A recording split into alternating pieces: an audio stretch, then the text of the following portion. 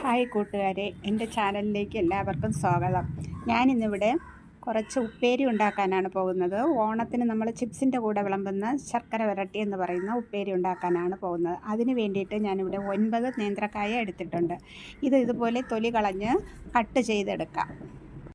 ഇത് നമ്മുടെ കായയെല്ലാം ഇതേ രീതിയിൽ അരിഞ്ഞെടുത്തിട്ടുണ്ട്.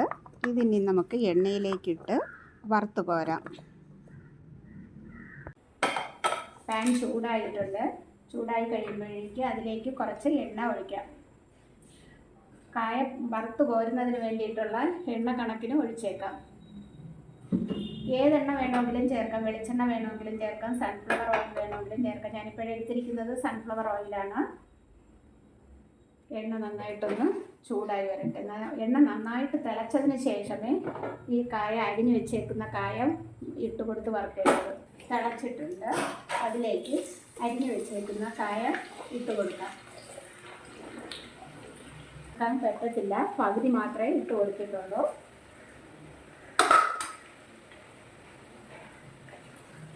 നന്നായിട്ടൊന്ന് ഇളക്കിയെടുത്ത് കായ തൊലി കളഞ്ഞതിന് ശേഷം വെള്ളത്തിൽ നനച്ച് കഴുകാൻ നിൽക്കരുത്. തൊലി കളയുന്നതിന് മുമ്പേ ജസ്റ്റ് ഒന്ന് വൃത്തിയായിട്ട് കഴുകിയെടുത്തതിന് ശേഷം വേണം തൊലി കളഞ്ഞ് കഷ്ണം മുറിച്ചെടുക്കേണ്ടത്.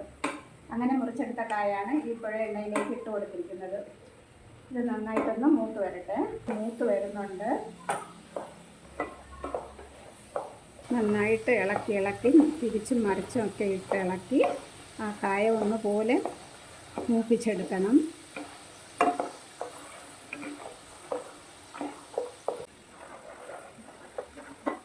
കായ മൂത്ത് വരുന്നതിൻ്റെ നല്ലൊരു സൗണ്ട് കേൾക്കാം. ആയിട്ടുണ്ട്. നല്ല പൊരുത്ത സൗണ്ട് കേൾക്കുന്നുണ്ട്. ഇതേ സൗണ്ട് എണ്ണയൊക്കെ നല്ല തിളയൊക്കെ നിന്നിട്ടുണ്ട്. ഇങ്ങനെ ആകുമ്പോഴത്തേക്കും നമ്മുടെ കായ ആയിട്ടുണ്ട്. സൗണ്ട് കേൾക്കുന്നത് കേട്ടല്ലോ. ഇതേ രീതിയിൽ വേണം നമ്മൾ കായ വറുത്തെടുക്കേണ്ടത്. വീട്ടിൽ 2 കായ കിടന്നാൽ ഇത് നമുക്ക് കുഞ്ഞുങ്ങൾക്ക് ഉണ്ടാക്കി കൊടുക്കാവുന്നതാണ്. വീട്ടിലെപ്പോഴും ശർക്കര വീട്ടിൽ കാണാം. കായ ഉണ്ടെങ്കിൽ പെട്ടെന്ന് ഇത് ചെയ്തെടുക്കാനുള്ള ഈസി ആയിട്ട് ചെയ്യാവുന്നതേ ഉള്ളൂ കേട്ടോ. ചുക്ക് പൊടി ഇതിനാവശ്യമാണ്. അല്പം ചുക്കും ശർക്കരയൊക്കെ എപ്പോഴും വീട്ടിൽ കരുതിയിരുന്നാൽ നമുക്ക് എപ്പോഴും വേണമെങ്കിലും ഇത് ഇങ്ങനെ ഉണ്ടാക്കി മക്കൾക്ക് കൊടുക്കാവുന്നതാണ്. ഇനി നമുക്ക് ഇത് കോരി മാറ്റിയേക്കാം.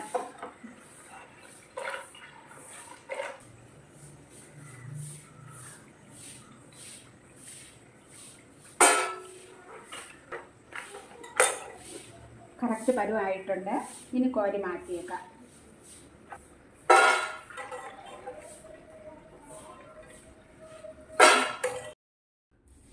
നമ്മുടെ കായയെല്ലാം വറുത്ത് കോരിയിട്ടുണ്ട്. ഇതേ പരുവത്തിനാണ് കോരി എടുക്കേണ്ടത്. വീണ്ടും നമ്മൾ മറ്റൊരു പാന് അടുപ്പിലേക്ക് വെച്ച് കൊടുക്കണം. കുറച്ച് വെള്ളം ഒന്ന് ഒഴിച്ചു കൊടുക്കണം. കുറച്ച് വെള്ളം മതിയേ. കുറച്ച് വെള്ളം ചേർത്ത് കൊടുക്കാം. ഇതിലെ മധുരത്തിൻ്റെ ആവശ്യമായിട്ടുള്ള ശർക്കരയാണ് എടുത്ത് വെച്ചേക്കുന്നത്. ഈ ശർക്കര ഈ വെള്ളത്തിലോട്ടിട്ടൊന്ന് നമുക്ക് ലൂസാക്കി എടുക്കാം.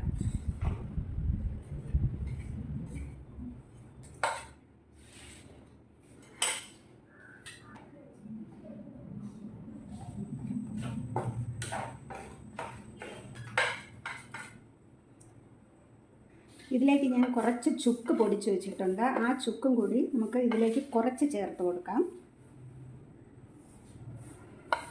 ആ ശർക്കര ഉരുകുന്നതിനോടൊപ്പം ചുക്ക് ഈ പൊടിച്ച് വെച്ചതിൻ്റെ പകുതി ഭാഗം ചേർത്ത് കൊടുക്കാം.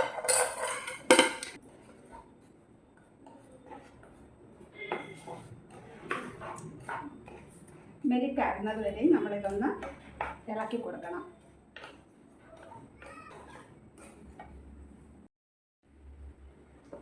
ശർക്കരയൊക്കെ മെൽറ്റായി വരുന്നുണ്ട്. ഒരു 5-7 മിനിറ്റെങ്കിലും ഇതിങ്ങനെ ഇരുന്ന് ഒന്നും കൂടി കുറുകി വരണം ശർക്കര. ഇതിൽ നമ്മൾ അല്പം വെള്ളം ചേർത്തില്ല. ആ വെള്ളം വരുന്നതിനും ചെറുതായിട്ടൊന്ന് കുറുക്കി തന്നെ എടുക്കണം. നൂൽ പരുവത്തിൽ വരുന്നത് വരെ നമുക്ക് ഇത് ഇങ്ങനെ ഒന്ന് ഇളക്കി കൊടുക്കാം.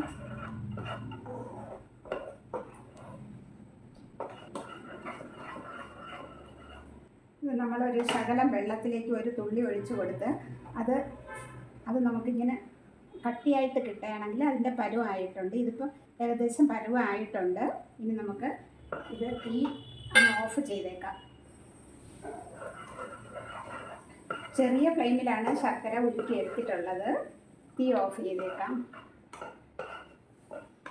പരുവത്തിലായിട്ടുണ്ട്. ഈ സമയം ഇതിലേക്ക് 2 ടേബിൾ സ്പൂൺ പഞ്ചസാരയും കൂടി ചേർത്ത് കൊടുത്തേക്കാം. 1.5 സ്പൂൺ ചേർത്താലും 1.5 ടീസ്പൂൺ ചേർത്താലും മതിയാകും. ഞാനിപ്പോഴും 1.5 ടീസ്പൂണാണ് ചേർത്ത് കൊടുത്തിരിക്കുന്നത്. നമ്മൾ വറുത്ത് വെച്ചേക്കുന്ന കായ ഇതിലോട്ടേക്ക് ചേർത്ത് കൊടുക്കാം. ഏകദേശം ഒന്ന് തണുത്ത് വന്നിട്ടുണ്ട്. നമ്മൾ തണുക്കുന്നതിന് മുമ്പേ സ്പൂൺ എടുത്ത് മാറ്റരുത്. മാറ്റിക്കഴിഞ്ഞാൽ അത് നൂല് പോലെ ആയിപ്പോകും. നമുക്കത് ഇതിട്ട് ഈ കായ വറുത്തത് ഇതിലിട്ട് ഇളക്കി എടുക്കേണ്ടതാണ്. ഇപ്പം നമ്മുടെ നൂൽ പരുവം റെഡിയായി തണുത്തിട്ടുണ്ട്. ഇതുപോലെ ഇളക്കിയിട്ടാണ് എടുക്കേണ്ടത്. ഇതിലേക്ക് നമ്മൾ വറുത്ത് വെച്ചേക്കുന്ന കായ ഇതിലേക്ക് ചേർത്ത് കൊടുക്കാം.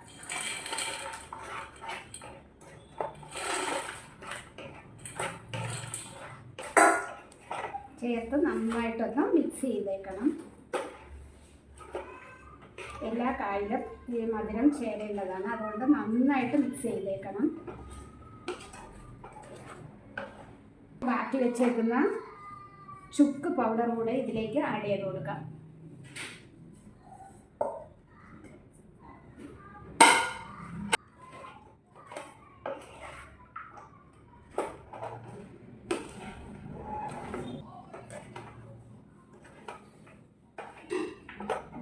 ഇത് തണുത്ത് വരുമ്പോൾ എല്ലാം നമ്മുടെ ഉപ്പേരിയായി വരുന്നതുകൊണ്ട് ഇത് നല്ല തണുക്കുമ്പോഴത്തേക്കും കറക്റ്റായിട്ടുള്ള ഉപ്പേരിയായി കിട്ടും. വീട്ടിൽ 2 നേന്ത്രപ്പഴം ഉണ്ടെങ്കിലും നമുക്കിങ്ങനെയൊക്കെ ചെയ്യാവുന്നതാണ് കേട്ടോ. എല്ലാവരും ഒന്ന് ശ്രമിക്കുക. ചാനൽ ഇഷ്ടപ്പെടുന്നത് ലൈക്ക് ചെയ്യുക, ഷെയർ ചെയ്യുക. നമ്മുടെ ഉപ്പേരി റെഡി ആയിട്ടുണ്ട്. തണുത്തപ്പോൾ ഉപ്പേരി നന്നായിട്ട് റെഡി ആയിട്ടുണ്ട്. ഇത് നല്ല തണുത്തതിന് ശേഷം ഒരു പാക്കറ്റിലാക്കി വയ്ക്കുകയോ കാറ്റ് കയറാത്ത ഏതെങ്കിലും ഒരു ടിന്നിലിട്ട് വെച്ചേക്കുകയോ ചെയ്യാവുന്നതാണ്. എല്ലാവരും എൻ്റെ ചാനൽ കണ്ടിട്ട് സപ്പോർട്ട് ചെയ്യാൻ മറക്കല്ലേ.